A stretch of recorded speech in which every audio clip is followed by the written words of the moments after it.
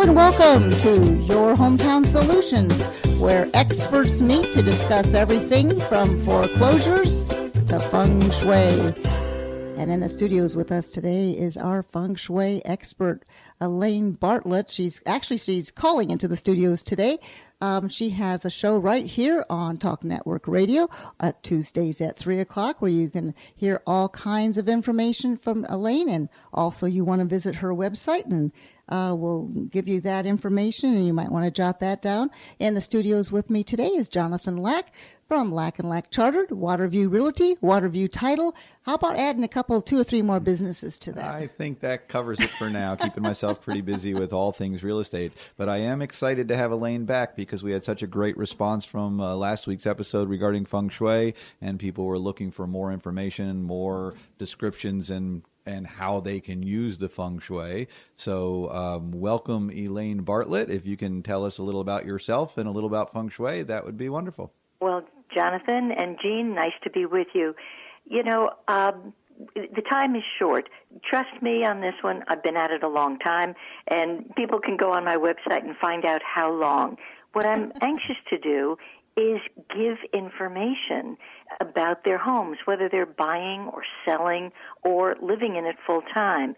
And actually on my own show in the next few weeks, because the year is changing, everything about Feng Shui changes once again. And your home is a healing center, first and foremost. If you're not healthy, there's no point in kind of dragging a body around. It's too much effort. So Feng Shui is medicine.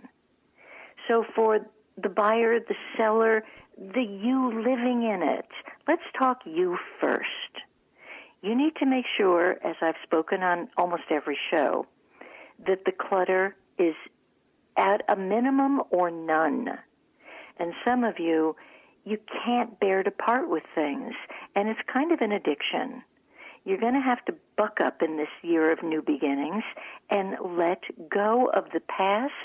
Don't turn back. Don't be pulling stuff out of the garbage. Let it go. Then take a walk through your house. What really needs to be cleaned? It's horrifying to see when I go into homes how some of you live. I really feel like, the scolding parent at times. But you don't make your bed? Are you kidding me?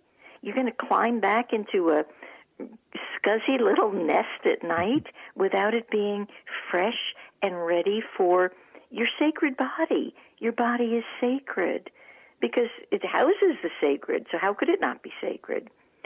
And areas that, you're looking around at things that people have given you, and you no longer even speak to the person, or it goes back 3 divorces ago, and you're still looking at something that, Tell the story about the picture. Get rid of it. Whatever the mother-in-law's picture or whatever it was. Well, the mother-in-law gave it to you, and you hated it then, and you still hate it. And you hate to walk through that room because the picture's hanging there. Mm-hmm. And this is true whether it's you're going to buy or sell. It's just about you. It's always about you. Well, one thing, Elaine, you had said, and I've, again, for the audience out there, I will let you know that a number of years ago it was before I had met Elaine, another Feng Shui consultant came to our office and came through and made recommendations that we make a variety of changes. And sure enough, after we did so, the energy in the office was substantially improved and business improved. And while many would say, oh, well, the economy was just improving, call it what you will, we made changes and the energy improved and things got better. So again, this unseen energy that people, because they can't see it, feel it, taste it, touch it, they think it's just hocus pocus. But the reality is we all live in a world filled with energy, and there's positive energy and negative energy. But where I was going, because of that consultant a number of years ago and a comment you just made, Feng Shui seems to be, to some degree, calendar-based. In other words, what worked this year won't necessarily work next year, and it has to be revisited because of, I guess, is it cycles of... It's patterns of energy. Look, you read the tides every day. If you're a fisherman, if you're a boater, if you're a high diver and you want to jump into the water, you don't want to jump in when the water's out. You know, sometimes people will look at this like, I don't understand feng shui. How can that work? But yet they'll believe in the farmer's almanac that tells you when to plant corn during a full moon or whatever it is. They'll understand that and they'll get it. And that's a whole belief system. That is putting your belief into what the whole cosmic energy is all about. So I'm always wanting people to be open to having you come in, even if they're not considering buying or selling a home, taking a look at where they're at with their house, because there's sometimes just some few things that you would recommend them do. Do you have maybe something off the top of your head that, besides the clutter, that some people could do that might bring a little bit more peace and harmony? Absolutely. This year, now remember, my year hasn't started yet. It will start the end of January, January 28th. And at that time, both the direction of the west and the east will need some adjustments because it's a harsh energy. And so what we're going to be recommending is no heavy-duty construction in either of those areas. No loud banging, because someone's going to feel the results of that in a way that won't always be so fortunate. So it's a case of, what are you doing to the land? What's happening? Let's suppose you have an east front door. You're not doing anything, but the guy across the street is building a new house. That's just as dangerous. So there have to be what we call adjustments or enhancements. It's like going to a chiropractor and put this here, move this there. It's all about protecting yourself and honoring your chi. And chi is just a fancy word for your life force. Well, and what makes you happy? And again, just slightly getting off of feng shui per se, but if someone's going out for a job, I know when I used to interview for positions, I always maybe bought a new outfit or got my really best suit out and cleaned my car, and somehow going with a clean car and a new outfit and a new haircut gave me the confidence, gave me, I felt good. And the same with the house. Sometimes you just need to give it a haircut. You need to clean it up a little bit to get that positive flow. And I know one last thing, and I know we've talked about this previously about clutter. How much it makes me happy, and I know other people too, is to clean out that closet, and how it gives you such self-worth after you've cleaned it out, and you go, oh, I feel so much better now walking into this closet. And then it seems like everything, now you want to get on a cleaning spree because it feels so good to have that closet cleaned out, that spare bedroom, whatever it is. Mm-hmm.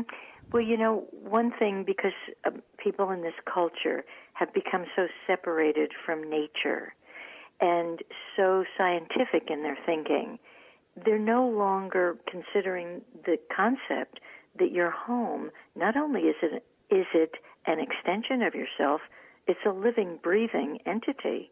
And that thought seems to terrorize people, which is absolutely astounding to me.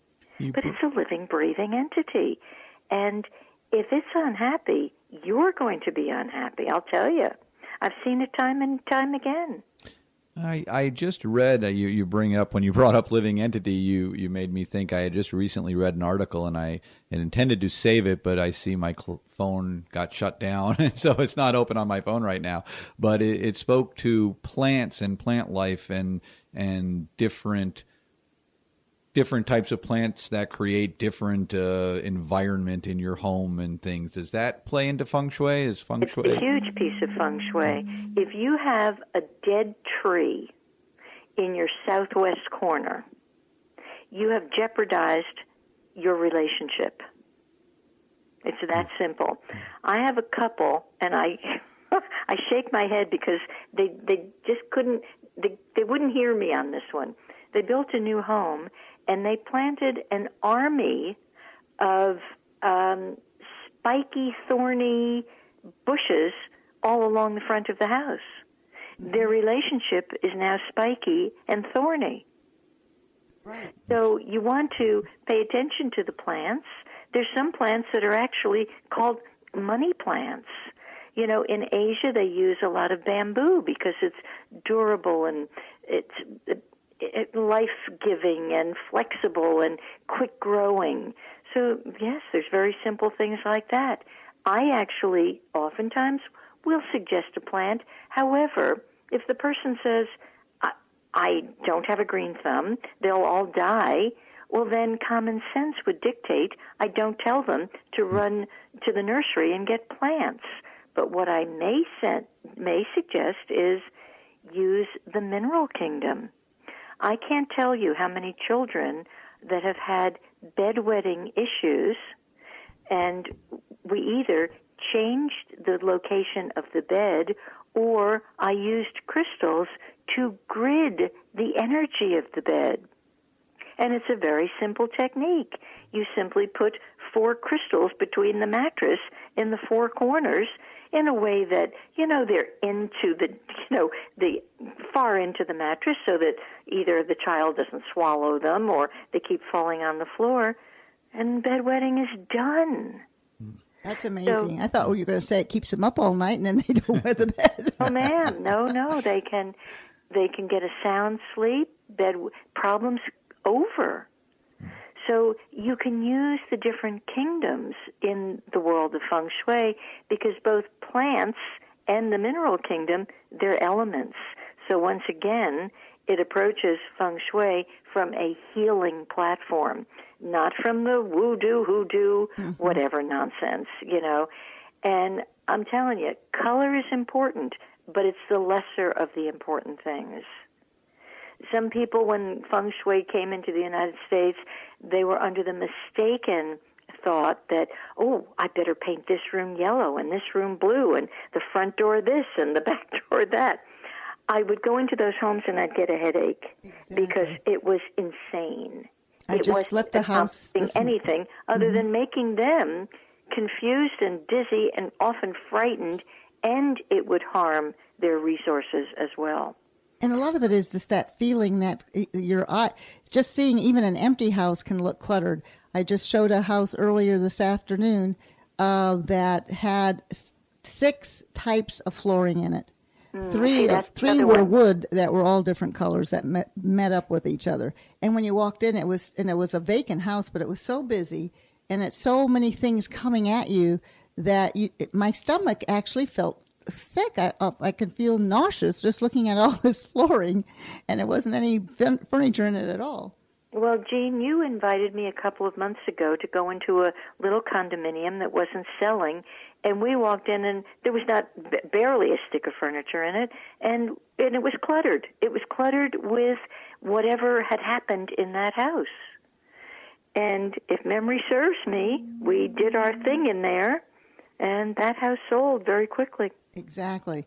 There was just a little wicker set, and we just moved that in the different direction because it did. That was a focus when you walked in. You saw that, and we moved it to the side and took some of our office information and put it in another room, and it was a completely different feel for that house. But I also energized it. I space cleared it. Yes. I took the sticky stuff that you couldn't see and dissipated it. And that was the bigger drawback. It was what you couldn't see far more than the little wicker little pieces. What you couldn't see, you could feel. And even if you say, but the person is so dense and thick, they're not feeling anything, and, they're addicted to their television, I beg to differ. We all feel. And so fix it, you clear it, that's all. We speak of what we see, what we feel. Just out of curiosity, where does something like aromatherapy come into play? Is that related? That's a very big part of it, aromatherapy, what you smell. Now, many realtors, because when I started in real estate, it was in the 80s, so I didn't know Feng Shui then. But we were trained early on. Have the cinnamon cooking in the oven. Have the vanilla, So it was the trick right then and there. Yeah, everybody knows the baking the fresh cookies. Absolutely. You walk in and smell the cookies. Sure, but from a day-to-day living, again, let's get away from the sale of the home for the moment and just get into the day-to-day living. I'm living in my home.